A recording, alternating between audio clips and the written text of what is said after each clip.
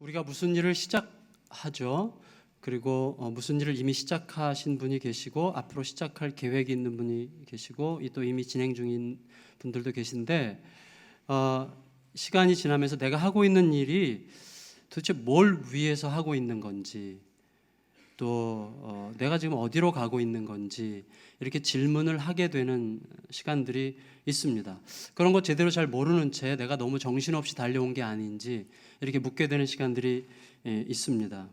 따라서 우리들이 사실은 내가 무엇을 위해서 또 무슨 목적으로 어디를 향해 달려가고 있는지에 대해서는 반복적으로 또 의지적으로 물을 필요가 있다고 생각이 됩니다. 바울이 에베소에서 이제 복음을 전하던 게 이제 사도행전 19장에 기록되어 있는데, 바울이 복음을 전할 때 에베소에 있는 많은 반대자들이 극장에 모여가지고 사도 바울을 성토하거든요. 근데 거기에 굉장히 안타까운 이야기가 하나 기록되어 있는데, 성경이 뭐라고 이야기합니까? 거기에 모인 사람들 중에 태반이나 왜 왔는지 알지 못하더라, 뭐 이거예요. 그래서 어떻게 하다 보니까 이제 휩쓸려가지고 거기 간 건데 왜 왔는지, 뭐 하고 있는 건지 잘 모르고 있는 사람들이 태반이나 됐다는 거죠.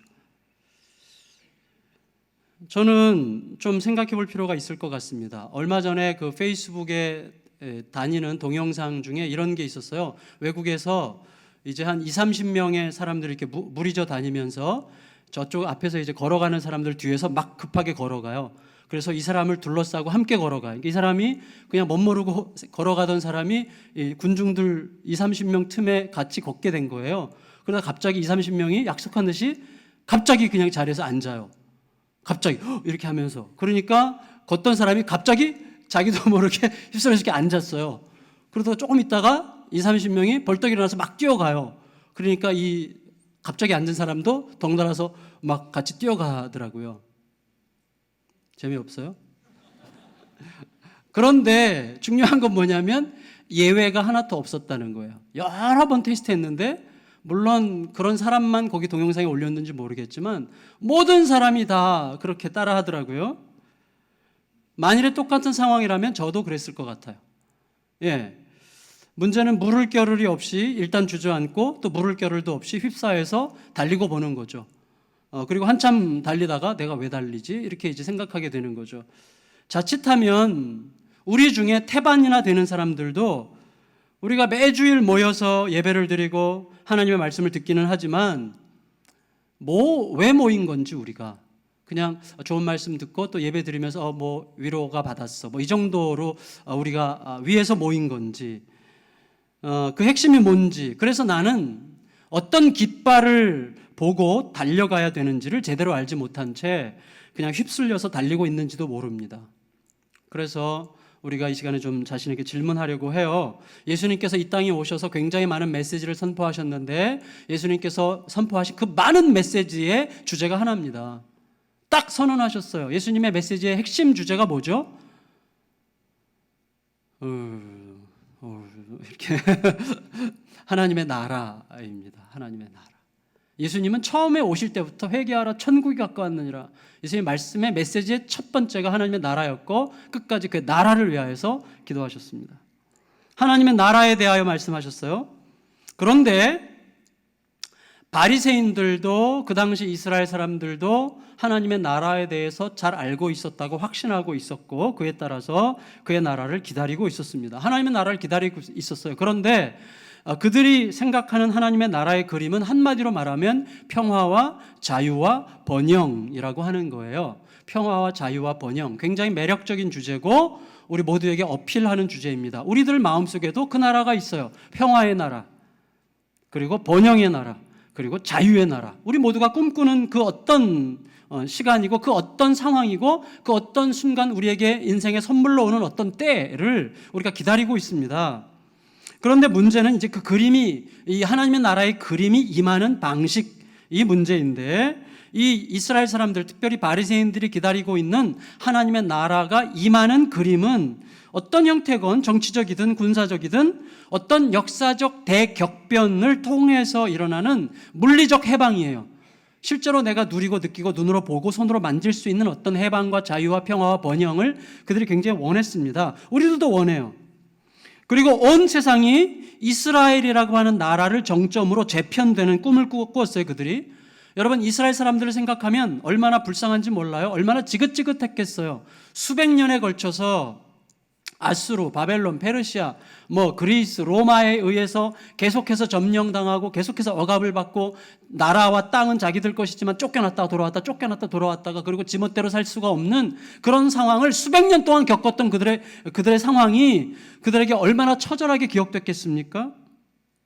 그러니까 그들의 꿈은 뭐냐면 이스라엘이 역사의 중심에 우뚝 서가지고 각 사람들이 자기 땅에다가 자기 집을 짓고 자기 농장을 꾸미고 그 농장에다가 포도나무 심고 올리브나무 심고 그 포도나무와 올리브나무 아래에다가 예쁜 집 짓고 행복하게 오손도손 사는 게 그들의 그림이에요. 그들의 꿈이에요. 그게 온 세상은 이스라엘을 부러워하면서 예루살렘을 향해서 선물을 들고 순례길을 떠나는 그런 날을 이스라엘 사람들이 기다렸다는 거죠.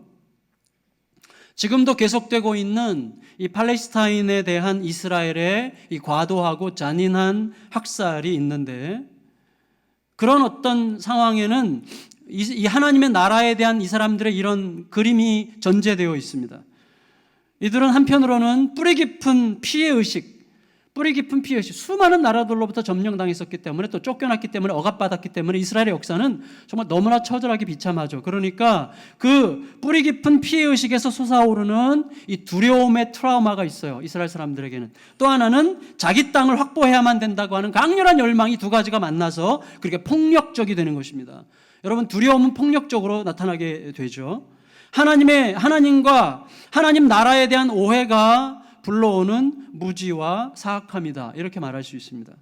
기도해야 됩니다. 왜냐하면 우리가 잘 알듯이 피해자는 가해자가 되는 거죠. 피해자가 나중에 가해자가 될 가능성이 굉장히 많고, 피해자가 가해자가 되는 경우에는 자기에게 피해를 주었던 가해자보다 훨씬 더 혹독한 가해자가 될 가능성이 많다는 것을 우리가 윤일병 사건을 통해서도 보지 않습니까? 더 잔혹할 수 있는 거예요. 그러니까 이스라엘은 마땅히 자기들이 지금 해야 될 일을 하고 있다고 확신하고 그런 일을 하는 거기 때문에 정말 무서운 것입니다.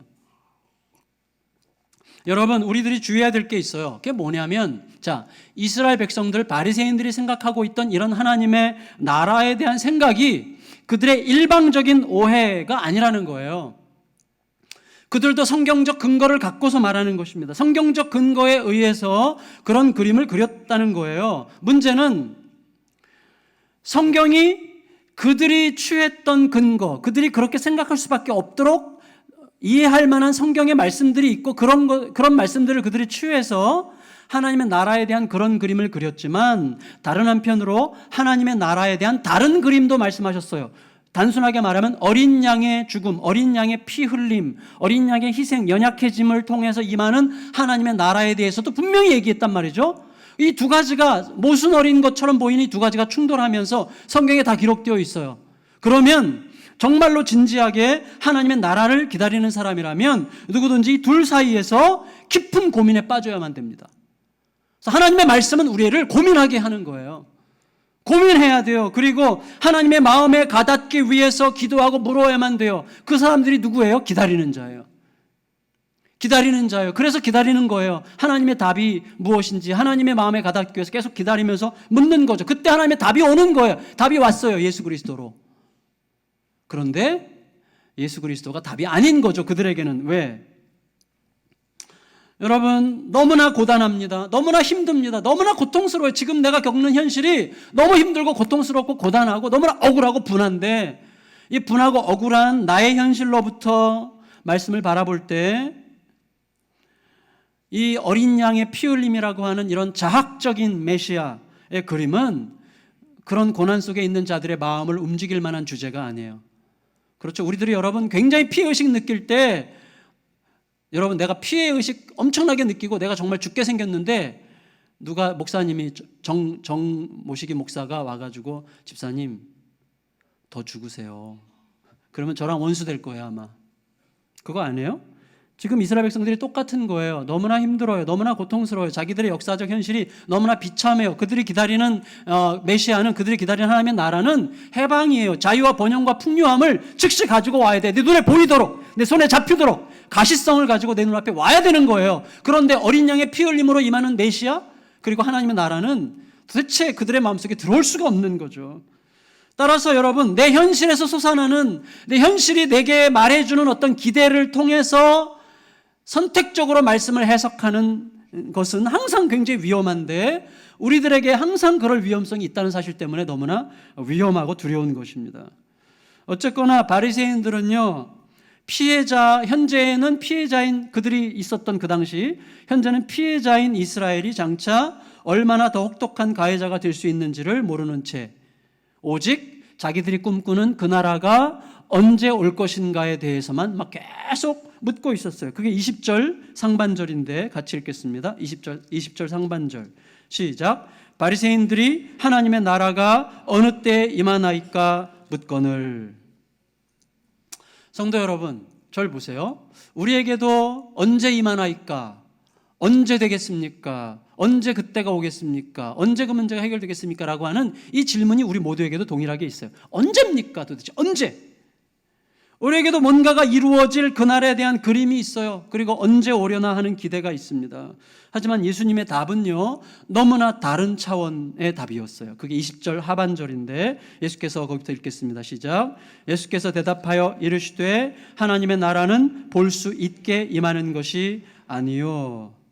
자, 예수님의 답은요, 너희의 관심은 지금 어떤 가시성을 가진 하나님의 나라가 물리적으로 너희 눈앞에 와서 뭔가를 해결해 주기를 바라고 있는 건데, 내가 너희에게 말하는데 일단 하나님의 나라에 대한 너희의 그림은 틀렸다, 이렇게 말씀하신 것입니다.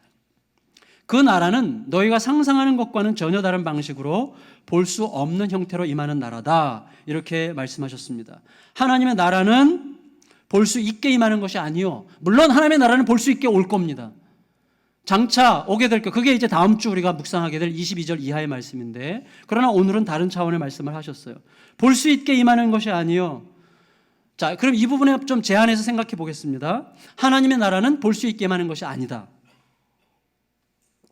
그렇다면 우리가 대충 상식적으로 생각할 수 있듯이, 우리가 보통 하나님의 나라를 확장한다 이렇게 얘기할 때 어떻게 얘기합니까? 어느 지역, 예를 들어 화성 서부 지역에 예수강남교회가 왔더니 그전에는 크리스찬 비율이 6%였는데 몇 년 지나고 나니까 크리스찬 비율이 8%로 올랐어. 하나님 나라가 확장됐어. 이게 하나님 나라의 확장입니까? 여기 옛날에 교회가 5-6개밖에 없는데 지금 막 4-50개나 돼. 하나님 나라가 확장된 거야 라고 말할 수 있는 것입니까? 저는 우리가 이 부분을 굉장히 주목해서 깊이 생각해야 된다고 생각합니다. 우리들은요, 눈에 보이는 현상과 결과라고 하는 이 가시성, 제가 이 가시성이라는 말을 굉장히 이제부터 많이 할 건데, 이 눈에 보이는 현상과 손에 잡히는 어떤 결과물이라고 하는 이 가시성에 상당히 열광하는 자들이에요. 뭔가 눈에 보이고 뭔가 확인되고 뭔가 손에 잡혀야만 합니다. 와, 몇 명 모였대. 그 교회 막 엄청나게 몰렸대. 이런 가시성에 우리들이 굉장히 예민하고 자극을 받습니다. 최근에 그 아프리카의 어느 교회 앞에서 벌어진 사건이 동영상으로 지금 떠돌아다니고 있는데, 아프리카 어떤 교회예요. 그래서 이제 예배를 막 드리고 있어요, 교회가. 근데 갑자기 그 동네에 주술사 보조원 2사람이 교회 앞에 이제 오는 거예요. 와서 이제 뭐 이렇게 자기네들 이렇게 할 때 자기 주술사들의 기구 있죠? 그렇게 앞에다 이렇게 교회 앞에 놓고 이제 주문을 외우기 시작해. 주문을 막 이렇게 주문을 외우니까 그 소문을 듣고 목사님이 이게 무선 마이크를 들고 나오셨어요, 밖으로. 그 뒤에는 목사님 되는 성도들이 쭉 서 있고, 그 앞에는 주술사 보조원 2사, 이게 이제 소위 말하는 영적 대결이 시작된 거예요. 주술사들이 막 하면서 뭐 이렇게 하니까 또 목사님 막 휘청하더라고요. 그러니까 또 목사님이 막 아프리카 말로 무슨 말인지 모르겠지만 막 이렇게 얘기하는 거예요. 막 얘기하니까 제가 듣기로는 뭐 이게 그런 뜻인 것 같아요. 물러가라, 뭐 이거 물러가라, 사단아 물러가라, 뭐 이런 이제 그런 것 같은데, 막 둘이서 막 전쟁이 벌어지는 거예요. 그러니까 막 서로 휘청휘청하면서 막 이러는 거예요. 장풍을 막 쏘니까 목사님이 이제 거의 넘어질 뻔하다가 다시 일어나가지고 마이크를 잡고 막 그 가까이 가가지고 물러나라 뭐 이런 식으로 얘기했더니요, 그냥 팍 쓰러졌는데 주술사 보조원 3사람이 완전히 뻗었어요. 사람들이 이제 들고 가는 사람들 막 박수치고 그랬어요. 저는 이런 일이란 결코 일어날 수 없다고 말하고 싶지 않습니다. 왜 일어날 수 없겠어요? 일어날 수 있습니다. 그리고 선교지에서 이런 경우들이 있다고 생각해요. 저는 그거를 의심하지 않습니다. 실제로 여러분 아프리카나 남미에서는요 지금 죽은 자를 살리는 기도가 유행하고 있거든요. 그리고 그게 이제 인도네시아까지 와서 인도네시아 아벌러브 같은 경우에는 진짜 실제로 한 달에 한 명꼴로 죽은 자가 살아난대요. 죽은 자를 위해서 기도하면 살아난다는 거죠. 시애틀에 있는 한 베델 교회라고 미국인 교회인데 그 교회는요 온 성도들이 특히 젊은이들로 꽉 차 있는 교회인데 20대 젊은이들이요 예배 끝나면 다 전도하러 나가는데 전도하러 나가서 이들이 찾는 사람들은요 환자들이에요. 환자들, 관절염 환자들, 잘 못 걷는 사람들, 못 듣는 사람들, 환자들을 찾아다녀서 양해를 구해요. 제가 기도해 드려도 되겠습니까? 사람들이 좋아하죠. 환자들은 일단 굶주려 있잖아요. 기도해 달라고 그러면 기도를 하면 낫는다는 거예요. 그래서 그 소문이 막 나가지고 사람들이 막 어마어마하게 몰려들어요. 그 교회에. 굉장히 자극적이죠. 여러분 우리도 오늘 예배 드리고 나서 다 흩어져서 이제 향남 지역 확 누비면서 여러분 환자들 위해서 기도합시다 그랬는데 여러분들이 기도하는 족종과 사람들이 다 났어. 일주일이면요 다음 주 되면 여기 명량 동원한 것보다 더 많은 사람들이 여기 아마 꽉 찰 거예요. 어마어마하게 몰려들 거죠. 왜냐하면 이 가시성이라는 거, 눈에 보이는 이 가시성이라고 하는 것은요 굉장히 자극적입니다. 눈앞에서 가시적으로 현장성 있게 드러나는 특정한 사건과 현상들, 이 가시성은요 굉장히 자극적이고 우리들의 마음을 힘껏 움직이는 힘이죠. 여러분 가시성이 나쁜 겁니까? 나쁜 게 아닙니다. 예수님께서 늘 행하셨던 거예요. 예수님도 귀신을 쫓아내시고 병자를 고치시고 예수님에게서 나타났던 역사들입니다. 얼마든지 일어날 수 있고 우리들 안에서도 일어나기를 진심으로 바랍니다. 하지만 중요한 것은 모든 역사는 하나님의 임재의 가시적 결과 그 이상이어야만 하는 거예요. 왜냐하면 누가복음 11장 29절에서 예수님께서 이렇게 말씀하셨어요. 자, 예수님께서 한참 표적을 행하시는 분이세요. 사람들에게 드러나는 눈에 보이는 기적들을 행하시는 예수님께서 이렇게 말씀하셨어요. 이 세대는 악한 세대라 표적을 구하되. 예수님 자신이 표적을 행하시면서 표적을 구하는 사람들을 악한 세대라고 말씀하셨단 말이죠. 그건 무슨 의미입니까? 여러분 예수님께서 가시적인 표적을 행하시기는 하지만 이 가시성에만 집착하는 세대는 악한 세대다 이렇게 말씀하시는 거예요. 감았던 눈이 떠지고 못 걸었던 다리로 일어나 걷고 암이 사라지고 허리가 펴지고 하는 일이 일어나면 좋겠습니다. 나는 정말 고대합니다. 그렇지만 우리가 이미 지난주 본문에 고침받은 나병 환자들 사건을 통해서 치유받는 믿음에서 구원 없는 믿음으로 나아가지 못한 자가 10명 중에 무려 9명이었다는 사실을 우리가 기억하고 있습니다. 어마어마한 사건이에요. 그것은 엄청난 기적이, 가시적 기적이 자기의 온몸에 명백하게 임한 사람들이 10명이었는데 그 중에 9명은 구원받는 믿음으로 가지 못했어요. 얼마나 무서운 것입니까? 가시성에 집착하고 가시성에 머물러 있는 자들의 불행이에요. 여러분 이 모든 가시적인 사건들이 하나님과 우리 주 예수 그리스도의 주권 아래 우리를 엎드리게 하지 못한다면 그 일들이 우리 삶에 일어났다고 하는 것은 도대체 어떤 의미가 있는 것입니까? 너무너무 사랑해서 너무너무 사랑하고 존경해서 정말 값비싼 반지를 준비해가지고 그에게 반지를 줬어요. 자매에게. 근데 자매가 반지를 받고 조금 있다가 반지를 갖고 도망쳤어요. 이거 왜 정신 나간 짓입니까?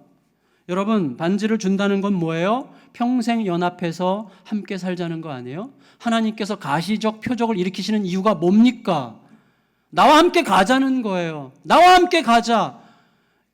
하나님의 질서를 대적하는 이 세상 한가운데서 이 세상의 질서를 무너뜨리고 이기고 새로운 길을 창조할 나와 함께 가자는 사인으로 가시성 있는 기적들을 일으키시는 것인데 기적만 받고 떠나는 사람들이 부지기수예요. 아니 기적만 구하고 사는 사람들이 너무 많습니다. 그것만 달랑 구하고 있어요. 여러분 생각해 보세요. 어떤 나라든지 그 나라의 핵심은 주권 아닙니까? 주권. 주권자가 누구냐가 중요해요. 여러분 일제시대를 생각해 보세요. 땅도 우리 땅이고 그 땅에 살던 백성도 우리 백성들이에요. 우리 땅에 우리 백성들이 살았어요. 그렇지만 주권을 빼앗기니까 우리 마음대로 못 사는 거예요. 주권을 빼앗기니까 더 이상 우리나라가 아니에요. 자유를 박탈당하고 타국의 언어와 타국의 가치관을 강요받으면서 지옥 같은 삶을 살아야 되는 거 아닙니까? 내 땅이면 뭐합니까? 내 땅에 내 백성이 살면 뭐합니까? 주권이 없으면 지옥이에요. 여러분 아무리 달콤한 것을 얻어먹는다고 해도 그것은 먹는 게 아닙니다. 그 주권을 빼앗기면 그렇게 되는 거 아닙니까? 그런데 생각해 보세요. 드디어 8.15를 맞았어요. 이번 주에 8.15가 있는데 억압에서 자유를 찾았습니다. 그러면 이제 새로운 행복의 시작입니까? 천만의 말씀이에요. 일본이 지나간 자리에 남북 민족 상잔이 들어와요. 여러분, 이념 대결이 들어오게 돼 있어요. 이념 대결이 그 자리에. 이념 대결이 잠시 멈추니까 기득권층과 소외계층 사이의 대결이 시작돼요. 혼란은 끝이 없는 것입니다. 새누리도 아니고 새정치도 아니에요. 다른 정당들은 말할 것도 없어요. 사람은 사람의 주권자가 될 수 없습니다. 그러면 여러분, 결국 국민이 주권자입니까? 아닙니다. 국민은 언제든지 군중적 오류와 다수결의 함정에 빠질 가능성이 너무나 많습니다. 이해관계에 따라서 우르르 휩쓸릴 가능성이 너무나 많은 게 군중이에요. 우리들도 군중 중에 한 사람이지만 군중을 의지할 수가 없습니다. 멋들어지게 정치인들이 국민들의 표를 위해서 국민들을 팔아먹지만 사실 군중은 너무나 연약한 존재 아닙니까? 솔직히 사람은 사람의 주권자가 될 수 없습니다. 누가 다스리느냐가 행불행을 결정하지 않아요? 누가 지도자냐, 누가 주권을 가지고 있느냐, 누가 움직이느냐, 누구의 통치를 받느냐가 그 나라의 운명을 좌우하는 거 아닙니까? 가정 안에서도 가장이 어떤 정신을 가지고 어떤 태도로 사느냐가 그 가정의 행불행을 좌우하는 거예요. 교회도 마찬가지고 학교도 마찬가지고 어디나 주권자가 누구냐예요. 주권자가 누구냐. 누구의 주권 아래 있느냐가 인생의 의미와 목적을 결정합니다. 그래서 하나님의 나라의 핵심은 주권이에요. 하나님이 다스리시는 나라여야만 하나님의 나라입니다. 땅, 백성이 아니라 하나님의 주권이에요. 하나님이 다스리시는 곳이어야 되는 거예요. 병에서 나았느냐, 사업에서 복받았느냐, 이런 가시성들 매우 중요합니다. 때로는 너무나 중요하죠. 그러나 이런 가시성과 비교할 수 없이 중요한 것은 내가 하나님의 다스리심 안에 들어갔느냐, 하나님과 연합해 있느냐, 그게 생명처럼 중요한 것입니다. 여러분, 얼마 전에 무례한 기독교라는 주제로 한참 보도됐던 사건이 있었죠.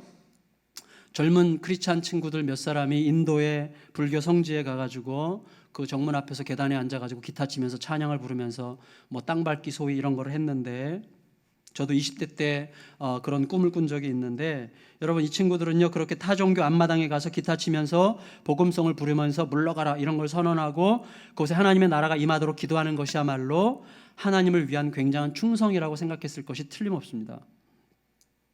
그런 담대한 행위야말로 진정한 헌신이라고 생각한 게 틀림없어요. 왜냐하면 기드온도 바알 산당을 찍어버렸습니다. 예수님도 예루살렘 성전을 뒤집어 엎어버리셨습니다. 그러니 얼마나 이것은 기드온과 예수 그리스도를 잇는 너무나 헌신적이고 순교적인 태도입니까? 너무나 매력적이죠. 그런데 우리가 다시 깊이 생각해 봐야 됩니다. 기드온은 우상을 찍어버렸어요. 바알 우상을. 근데 그 우상은 어떤 우상이에요? 자기 아버지 집에 있는 우상이에요. 여러분, 아버지 집에 있는 우상을 때려부신 거예요. 예수님은 자기 아버지 집을 정화시키신 것입니다. 그래서 예루살렘 성전을 정화하신 다음에 내 아버지 집을 강도의 구렬로 만들지 말라 그러셨어요. 다시 말하면 다른 사람 집에 쳐들어간 게 아니라 내 집을 깨끗하게 한 거예요. 이거 우리가 절대로 잊지 말아야 됩니다. 예수님은요, 열방을 다니면서 온 세상을 다니면서 회개하라 그러시지 않았고 이스라엘 안에서 회개하라 그러셨어요. 하나님께서 에스겔을 통해서 신앙의 일대 개혁을 예고하셨을 때 무엇보다 하나님의 우선순위가 어디 있습니까? 하나님의 성전에서부터 시작해요. 신앙 개혁을 시작하실 때 하나님의 성전에서 하나님의 사람들로부터 깨끗하게 정리하실 것이라는 환상을 보여주셨어요. 자기 집부터예요. 개혁은요, 위로부터입니다. 교회가 먼저 개혁돼야 되고, 교회가 개혁되려면 목사들이 개혁돼야 되는 거죠. 제가 목사가 개혁돼야 된다를 목 놓아 외치면서 잘난 척할 수 있다고 생각이 돼서 좀 두려운데, 저도 정말 고칠 게 너무너무 많죠. 자기 집부터예요. 자기 집부터. 여러분, 자기 집을 정결하게 하는 행위가 다른 집을 향한 가장 강력한 메시지예요. 그런데 보세요. 지금 우리 집은 어떻습니까?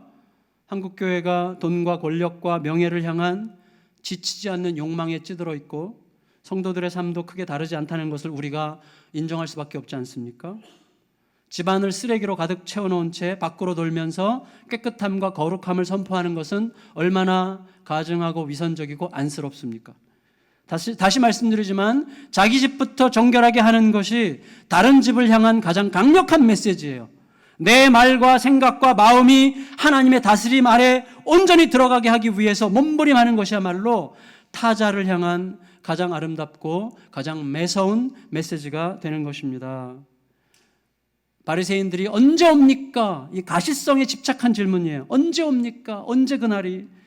이 가시성에 대한 집착 때문에 다미 선교회 같은 이 말도 안 되는 너무나 애매모호하고 몽롱하고 무책임한 예언과 환상들이 사람들에게 설득력을 갖는 거예요.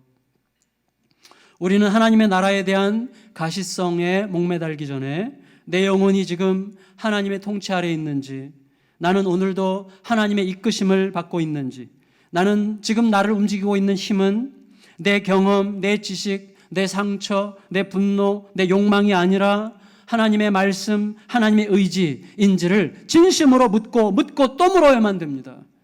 바리새인들이 하나님의 나라에 대해서 심각하게 오해한 이유는 자기들이 지금 하나님의 마음 앞에서 살아가고 있는지에 대하여 진심으로 묻는 대신에 그런 하나님의 나라의 가시적 그림이 언제 내 앞에 나타날 것인가에 대해서만 목말라 했기 때문에 그들은 하나님의 나라에 대해서 심각하게 오해할 수밖에 없었고, 그 오해는 지금도 우리들의 삶에서 계속해서 반복될 수 있다는 사실을 우리가 두렵게 생각해야 됩니다.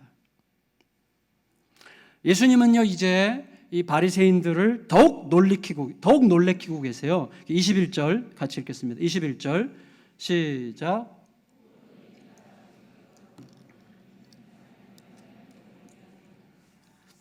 하나님의 나라는 저기 화성에 있고 부산에 있고 대구에 오는 게 아니라 너희 안에 있다, 이렇게 말씀하셨어요. 여러분, 하나님의 완성된 충만한 하나님 나라의 임재는 앞으로 있을 이야기입니다. 그건 다음 주에 우리가 묵상할 건데, 그러나 예수님은 그 전에 먼저 하나님의 나라가 너희 안에 있다, 이렇게 말씀하셨어요. 다시 말하면 성도 여러분, 밥솥을 가스불 위에 올려놓으면 이미 밥은 지어진 거나 마찬가지예요. 이미 시작된 거죠. 그래서 그 밥이 지어지기만 이제 기다리면 됩니다. 그 불은 누구도 끌 수 없는 불이죠. 하나님의 불이에요. 하나님의 나라는 이미 온 것이에요. 그런데 예수님은 너희 안에 있다, 이렇게 말씀하셨어요. 이게 너희 안에라는 말이 뭘까? 너희 안에, 뭐뭐 안에라는 헬라어가 영어로 보면 within이라고 있죠. 너희 안에, 너 마음 안에, inside, within, 이런 의미가 있어요. 그렇다면 이걸 생각해 보세요. 자, 예수님께서 하나님의 나라는 여기 있다 저기 있다고 말할 수 없고 너희 안에 있느니라고 할 때 너희 안에라는 말을 너희 마음속에 있는 것이다 라고 해석한다면 이 해석은 모순이죠. 왜냐하면 지금 예수님께서 너희 안에라고 말씀하실 때 너희는 바리새인들이에요. 바리새인들이 질문했고 그들에게 대답하시는 건데, 너희는 바리새인들인데 바리새인들 마음 안에는 어떤 하나님의 나라가 있습니까? 정치적 군사적으로 해방되는, 자기들이 주인공이 되는 그 자유와 번영의 가시성이 있는 그 나라의 그림을 가지고 있어요. 그 마음속에 하나님의 나라가, 예수님이 말씀하신 하나님의 나라는 없습니다. 그러니까 그들 너희 안에라고 말할 때 너희 마음 안에라는 말은 틀린 말이에요. 그러면 너희 안에라고 할 때 이 안에라는 단어는 또 among이라는 단어죠. among you. 다시 말하면 너희들 틈 안에, 너희들 중에 어디에. 그러면 바리새인들 틈 사이에 누가 계세요? 지금 예수님이 계세요. 그러니까 바리새인들 안에 예수님이 계시고 예수님을 통해서 하나님의 나라가 왔다는 뜻이죠. 예수님이 곧 하나님의 나라는 아닐 거예요. 왜?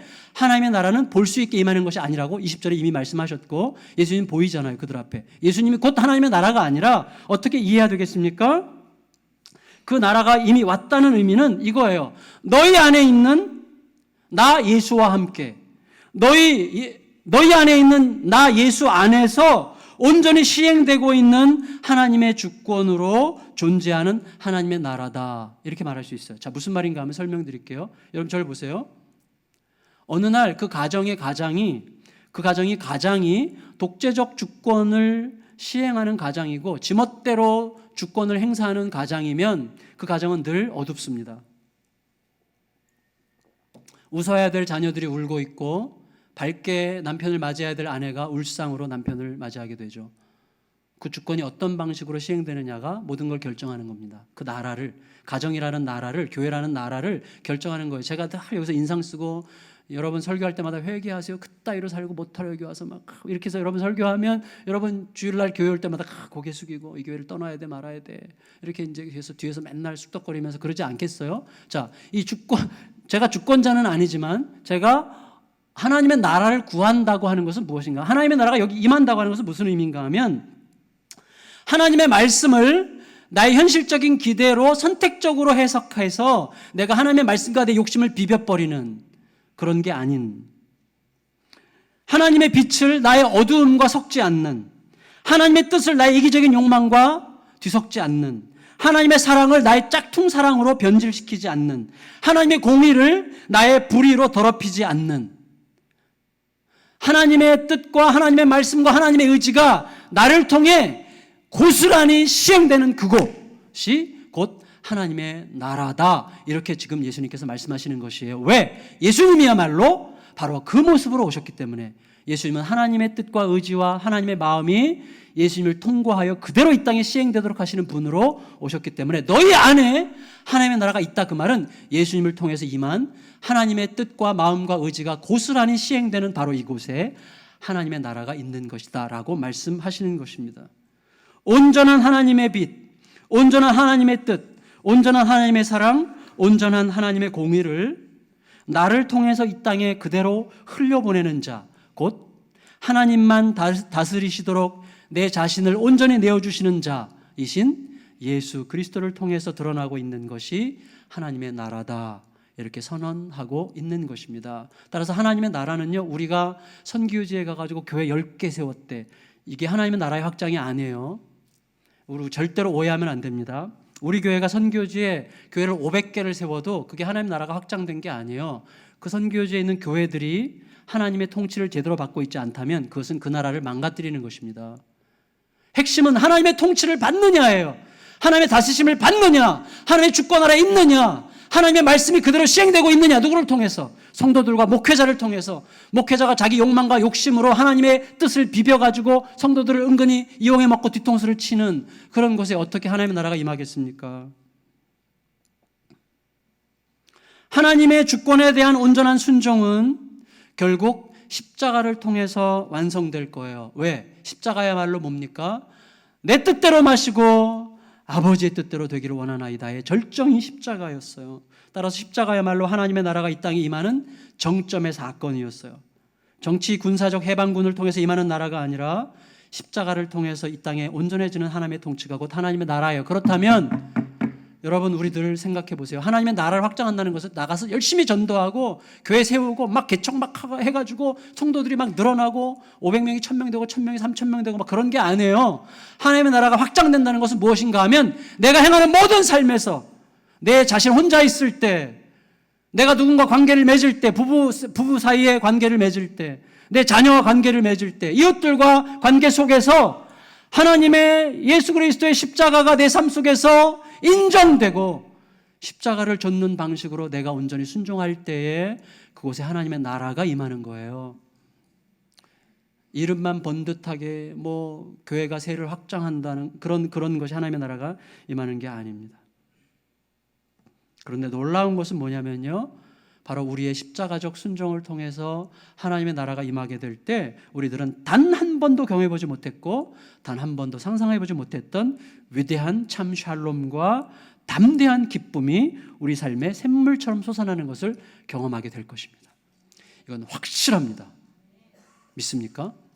제가 아까 한여름밤의 꿈을 약간 패러디해가지고 한여름밤의 꽁꿍이라는 프로그램 23일 날 여러분 다 오세요. 정말 여러분 일생에 굉장히 중요한 기준을 주는 영화가 될 텐데 영화를 제가 여러분 유혹당하도록 미리 꼬시려고 조금만 미리 말씀을 드리도록 하겠습니다. 이 내용을 보면요, 주인공이 이제 남편은 소방관이고 아내는 병원에 행정 근무하는 간호사인데 이 두 부부가 살아요. 남편은 멋있고 잘생겼고 부인은 예뻐요. 주인공이니까 물론. 그런데 이 두 부부가 이제 갈등이 시작돼요. 남편은 밖에서 굉장히 유능한 소방관 팀장이고 그리고 유능해요. 일을 잘해요. 인정받아요. 집에 오면 아내는 남편에게 늘 사랑받지 못한다는 생각 때문에 남편에게 차가워요. 그러니까 남편이 늘 하는 말은 내가 집에서만 선지자가 자기 집에서 대접받지 존경받지 못한다는 말을 계속해요. 내가 밖에서는 뭐 집에 우리 집안에 우리 마누라 빼놓고는 모든 사람들에게 존경받는 내 인생 이렇게 계속 얘기해요.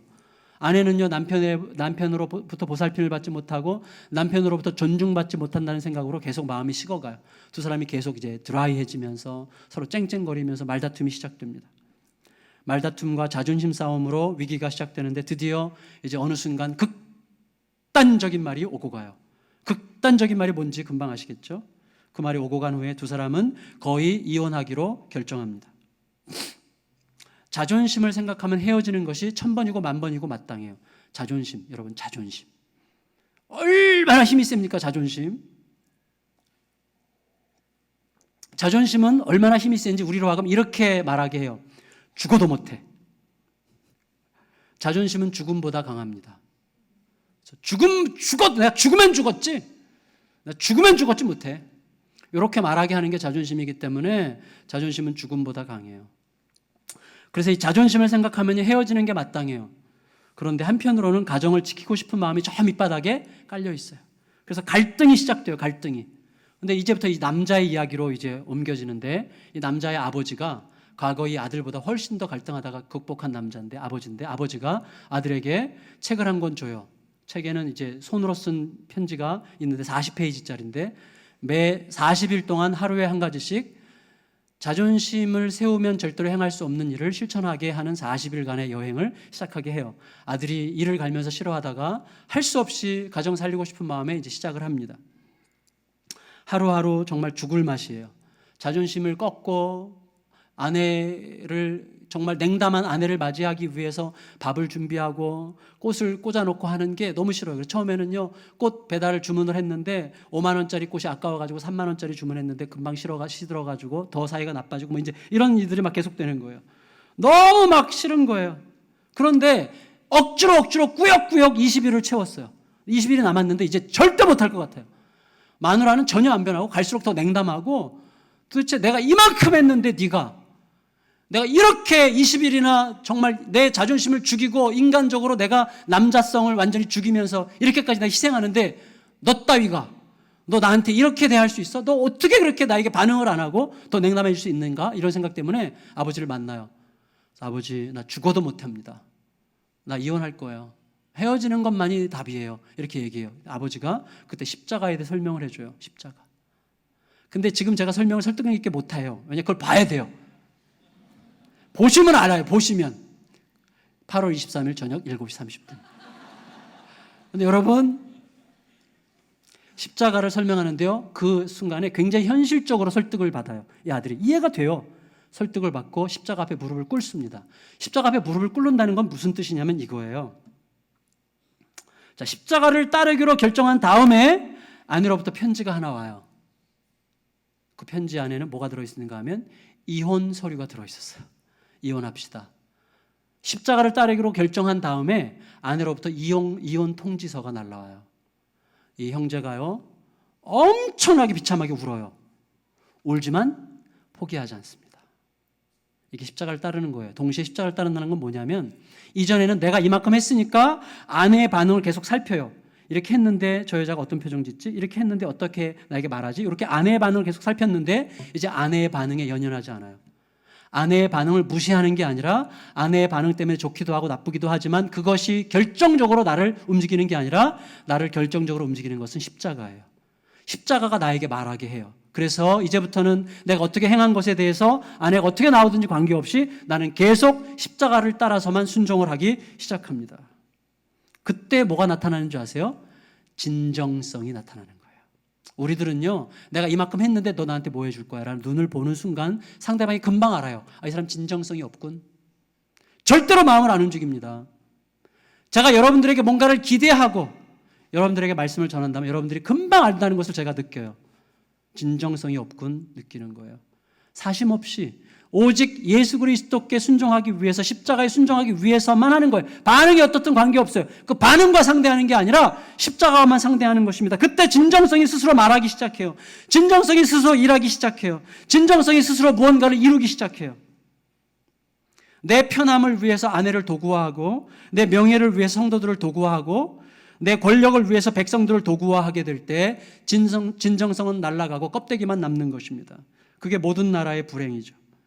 하나님의 뜻을 따라 아내를 사랑하고 하나님의 뜻을 따라 남편과 자녀들을 사랑하고 하나님의 뜻을 따라 성도들을 사랑하고 하나님의 뜻을 따라 백성들을 사랑하는 것 자체가 목적이 되게 해야 돼요. 무슨 말인가 하면 십자가의 뜻을 따라서 순종했기 때문에 순종과 헌신의 대가와 보상을 기대하는 마음을 내 속에서 지우지 않는다면 이 순종과 헌신은 곧 도구화되는 거예요. 대가와 보상을 위한 도구가 되기 때문에 헌신의 진정성은 사라지는 것입니다. 그래서 내가 헌신하고 충성한 만큼 어떤 것이 올 것인가를 기대하지 말아야 돼요. 오히려 헌신과 충성 자체가 목적이 되게 해야 됩니다. 십자가에 순종하는 것 자체가 목적이 되게 하면 그때 진정성이 나오는 거예요. 그때 여러분 모든 것을 얻게 되는 거예요. 그때 말씀을 마칠게요. 성도 여러분, 우리들의 매우 주요한 관심은요 어디에 있는가 하면 항상 이 바리새인들처럼 언제에 있어요. 언젠가 있을 것 같은 그 무엇, 우리에게 은연 중에 묵직하게 있어요. 언젠가 있을 것 같은 그 무엇에 대한 기대감을 가지고 우리들은 삽니다. 가시성이 있는 가시적인 무언가가 언젠가 내 앞에 나타나게 될 그날을 꿈꾸면서 오늘을 살아가요. 그래서 오늘은 그날을 위한 지나가는 날에 불과해요. 그래서 여러분, 우리들에게 있어서 우리들의 오늘이라고 하는 것은 뭔지는 모르지만 언젠가 있게 될 그날에 있게 될 그 무엇을 위해서 소모되고 연소되고 있는 연료에 불과해요. 그게 오늘이에요. 그게 우리들의 불행입니다. 제가 여러분들에게 답을 말씀드릴게요. 답. 자, 언젠가 있게 될, 언젠가 나타나게 될 그날의 그 무엇은 없습니다. 언젠가 나타나게 될 그것, 사업에 성공했어요. 내가 갖고 싶었던 1,000억 원 가졌어요.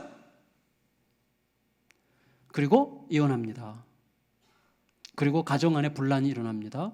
그리고 내 인생이 황폐해집니다. 언젠가 있게 될 그날 그 무엇은 없어요, 여러분.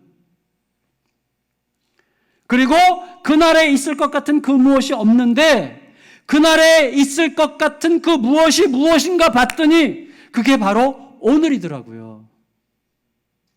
그게 마태복음 6장 33절, 34절 말씀이더라고요. 마태복음 6장 33절, 34절을 같이 읽겠습니다. 시작.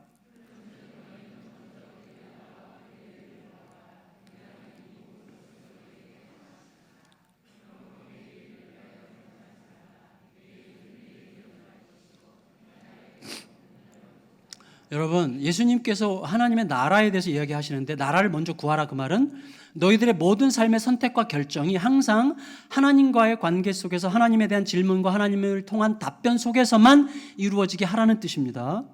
하나님의 나라를 구하라는 것은요, 선교 많이 하고 교회 많이 개척해가지고 교회 부흥시켜가지고 하나님 나라를 확장해라 그 뜻이 아니라 너의 모든 선택과 결정이 지금 하나님과의 너와의 관계 속에서 너의 질문에 대한 하나님의 대답이 너의 삶이 되게끔 그렇게 살아라는 게 하나님 나라를 구하라는 거예요. 근데 나라를 구하라고 하면서 나라만 구해봐. 이 모든 것 너희들이 걱정하는 것 그건 무엇? 어느 순간 너에게 올 거야.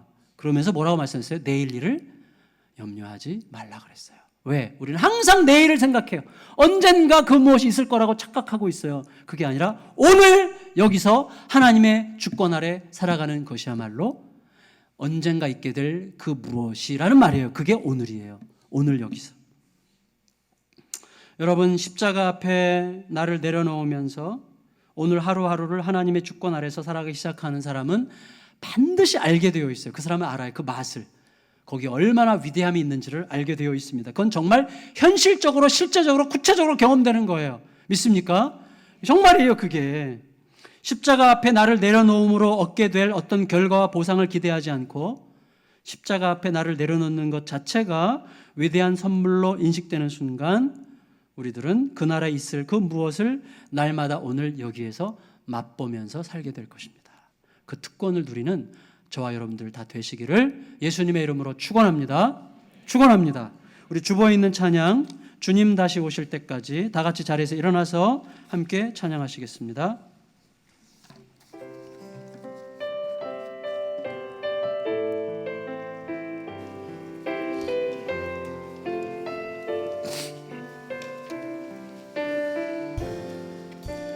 주님 다시 오실 때까지 나는 이 길을 가리라. 좁은 문 좁은 길 나의 십자가 지고 나의 가는 이 길 끝에서 나는 주님을 보리라. 영광의 내 주님 나를 맞아주시니 주님 다시 오실 때까지 나는 일어나 달려가리라. 주의 영광 온 땅 덮을 때 나는 일어나 노래하리. 내 사모하는 주님 온 세상 구주시라. 내 사모하는 주님 영광의 왕이시라. 처음부터 다시 합니다. 주님 다시 오실 때까지 나는 이 길을 가리라. 좁은 문 좁은 길 나의 십자가 지고 나의 가는 이 길 끝에서 나는 주님을 보리라. 영광의 내 주님 나를 맞아주시리. 아멘. 주님 다시 오실 때까지 나는 일어나 달려가리라. 주의 영광 온 땅 덮을 때 나는 일어나 노래하리. 내 사모하는 주님 온 세상 구주시라. 내 사모하는 주님 영광의 왕이시라. 내 사모하는 주님 내 사모하는 주님 온 세상 구주시라. 내 사모하는 주님 영광의